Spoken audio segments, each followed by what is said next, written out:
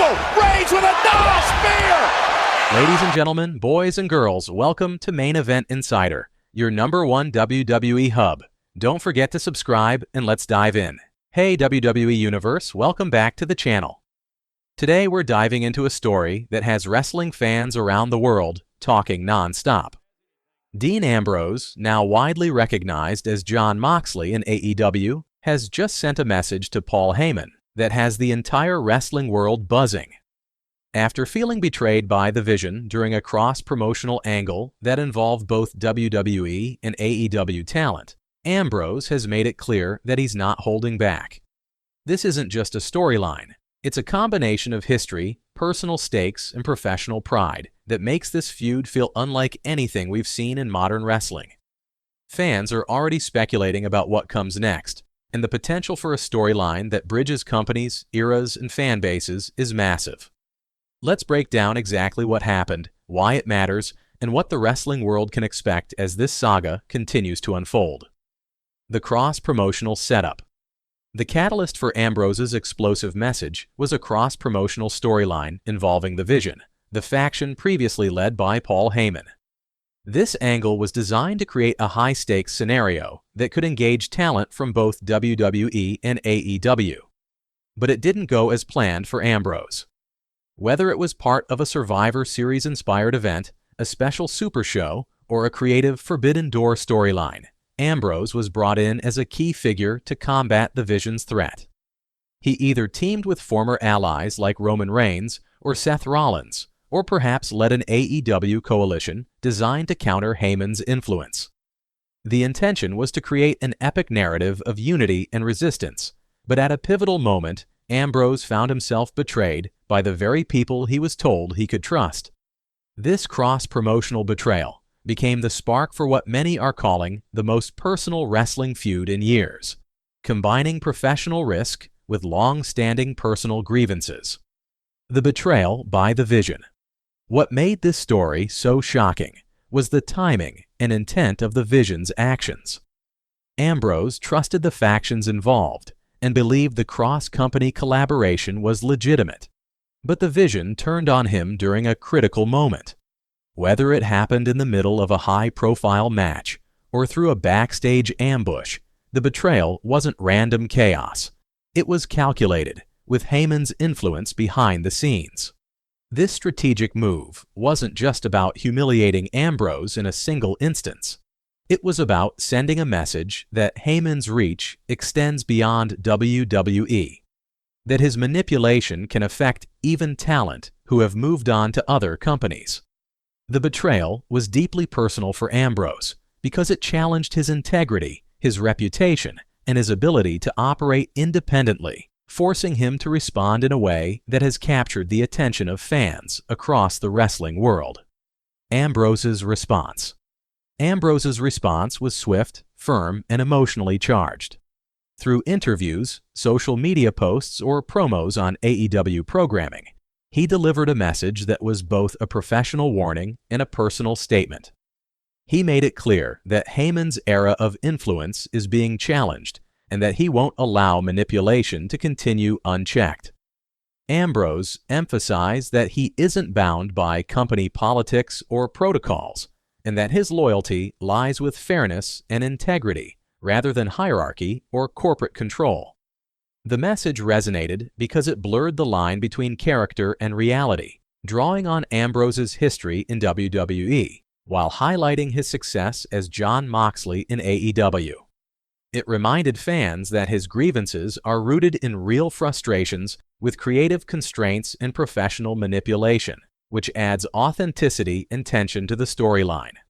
The significance of "your time is over."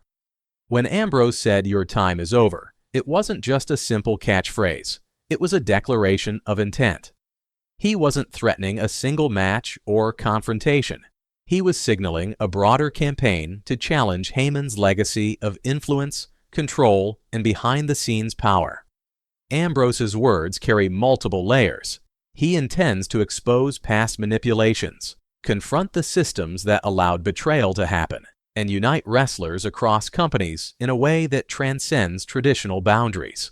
This statement creates anticipation for fans because it promises stakes far beyond the ring, encompassing reputation, alliances, and even the broader wrestling landscape.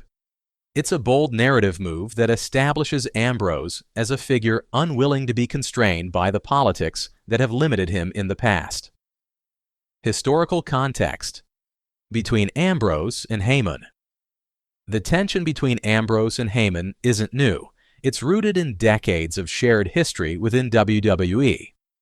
Ambrose has often spoken about creative frustrations, limited character development, and constraints imposed during his WWE tenure, while Heyman has been part of the management and advisory structure that influenced those outcomes.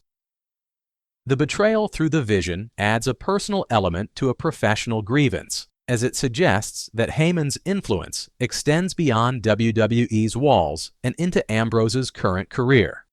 This historical context elevates the storyline because it taps into real-life grievances, giving fans the sense that they are witnessing something both scripted and genuine.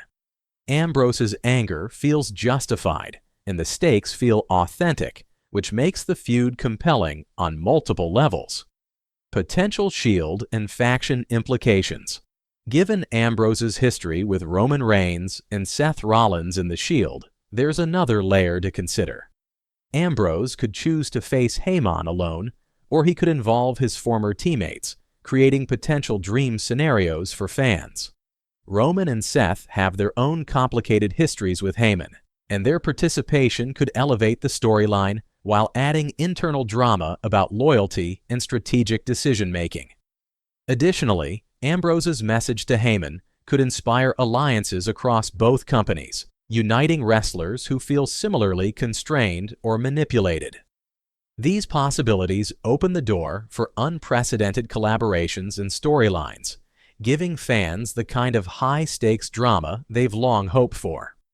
Creative possibilities and fan engagement. From a creative standpoint, the potential for this storyline is enormous. If WWE and AEW fully commit, it could result in major cross-promotional events, multi-company matches, and high-stakes scenarios that put real stakes behind each confrontation. Dream matches could be booked, factions could unite or splinter, and promos could blend scripted drama with authentic personal stakes. For fans, the appeal is in the unpredictability, the sense that this feud could go anywhere, challenge boundaries, and break traditional rules. Social media engagement, fan theories, and discussions will play a significant role in keeping the story alive and compelling, as audiences speculate on each move, alliance, and confrontation. Conclusion: a potential wrestling revolution. In conclusion, Dean Ambrose's declaration against Paul Heyman represents one of the most intriguing and potentially revolutionary storylines in modern wrestling. It combines personal history, professional stakes, cross-promotional dynamics, and fan engagement in a way that feels authentic and unprecedented. Whether Ambrose succeeds in holding Heyman accountable, reunites the Shield for support, or simply exposes manipulation behind the scenes, the storyline has already captured global attention. The wrestling world is watching closely, debating outcomes, and imagining dream scenarios that could reshape the industry.